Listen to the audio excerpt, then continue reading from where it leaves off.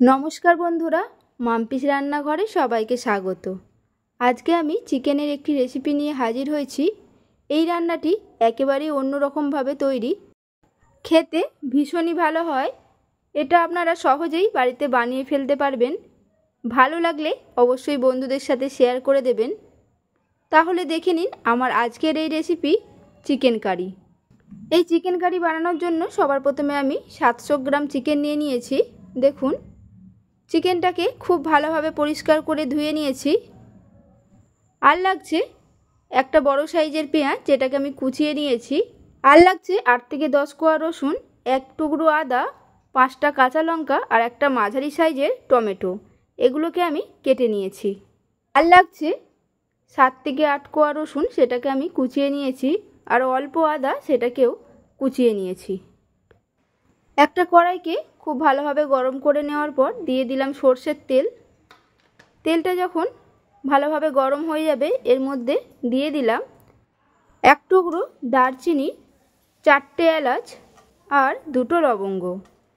ফোড়নটাকে 15 থেকে 20 সেকেন্ড নাড়াচাড়া করে নেওয়ার পর দিয়ে দিলাম কুচিয়ে রাখা পেঁয়াজ, টমেটো, আদা, রসুন, কাজু বাদাম, কাঁচা লঙ্কা আর 4টে শুকনো লঙ্কা।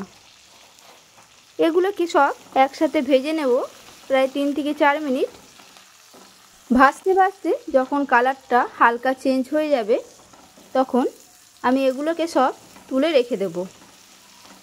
দেখুন, ভাজা হয়ে গেছে, তুলে রেখে দিলাম আমি। এগুলোকে ঠান্ডা হলে বেটে নেব। ওই একই তেলের মধ্যেই আরও কিছুটা সরষের তেল অ্যাড করে দিলাম। তেলটা গরম করে নিয়ে আবারও দিয়ে দিলাম কুচানো পেঁয়াজ।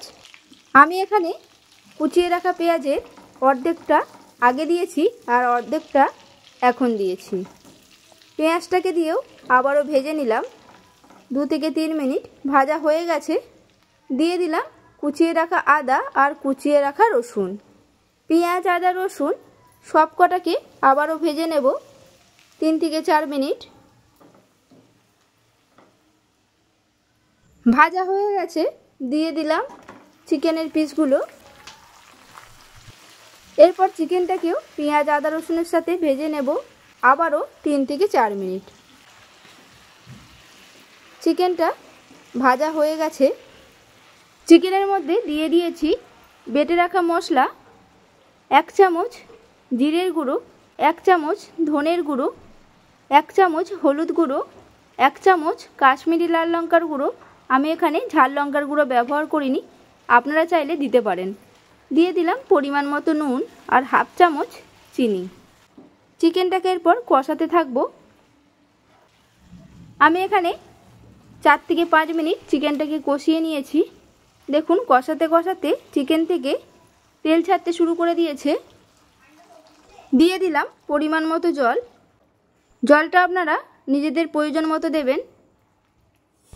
খুব ভালোভাবে মিশিয়ে নিয়ে এরপর আমি ঢাকনাটাকে আটকে দেব।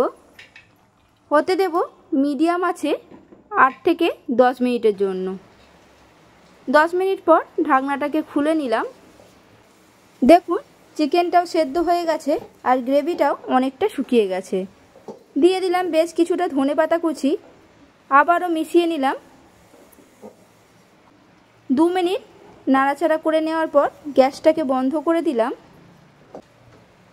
রেডি হয়ে গেছে আমার আজকের রেসিপি, চিকেন কারি। এই রান্নাটি খুবই সহজেই বাড়িতে বানিয়ে ফেলুন। আর কেমন লাগলো অবশ্যই কমেন্টে জানাবেন। যদি ভালো লেগে থাকে একটা লাইক করে দেবেন, বন্ধুদের সাথে শেয়ার করে দেবেন। আর নতুন বন্ধু হয়ে থাকলে আমার চ্যানেলটিকে সাবস্ক্রাইব করার অনুরোধ রইল, পাশে থাকা বেল আইকন সমেত। তাহলে আমি যখনই কোনো নতুনত্ব রান্নার ভিডিও আপলোড করব, সবার প্রথমে আপনাদের ফোনে নোটিফিকেশান চলে যাবে। সুস্থ থাকবেন, ভালো থাকবেন, ধন্যবাদ।